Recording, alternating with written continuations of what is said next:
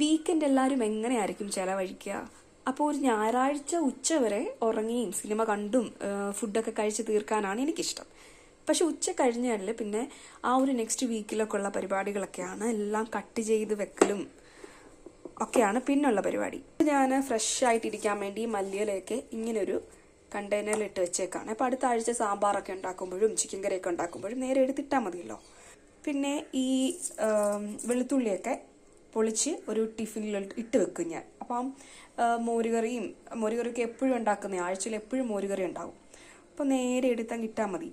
Already ഇഞ്ചിയെല്ലാം ഞാൻ കുരുകുരയായിട്ടരിഞ്ഞ് അടച്ചു വെച്ചു.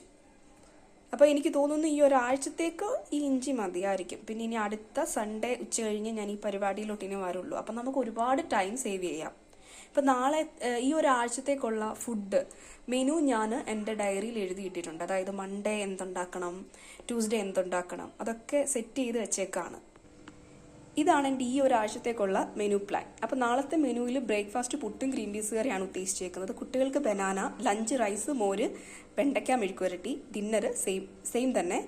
പ്ലസ് പാവയ്ക്ക് അച്ചാറിടാൻ ഉദ്ദേശിച്ചിട്ടുണ്ട്. പിന്നെ ചാമ. അപ്പോൾ ഇങ്ങനെ ഞാൻ ഫ്രൈഡേ സൺഡേ വരെയുള്ള എല്ലാം മെനു എല്ലാം ഞാൻ ഇന്നൊരു ദിവസം ഇരുന്ന് എഴുതി വെച്ചിട്ടുണ്ട്. ഇപ്പം ഇനി അതിന് വേണ്ടിയിട്ടുള്ള സാധനങ്ങളെല്ലാം കട്ട് ചെയ്യുവാണ്. ഇനി ഈ വെളുത്തുള്ളി കട്ട് ചെയ്തതിന് ശേഷം കുറച്ച് സവോളയും കൂടി കട്ട് ചെയ്ത് വെക്കണം. പിന്നെ കിച്ചണൊക്കെ അപ്പടി മെസ്സാണ്. അതുകൂടി ക്ലീൻ ആക്കി വെച്ച് കഴിഞ്ഞാൽ ഈ വീക്കിലേക്കുള്ള പ്രിപ്പറേഷൻസ് എല്ലാം കഴിയും. പിന്നെ നാളെ രാവിലെ ഹസ്ബൻഡിന് ജോലിക്ക് പോകണം, എനിക്ക് ജോലിക്ക് കയറണം, കുട്ടികൾക്ക് സ്കൂളിൽ പോകണം. പിന്നെ ഇതിൻ്റെ പുറകെ നടക്കാൻ എന്തായാലും സമയം ഉണ്ടാകത്തില്ല.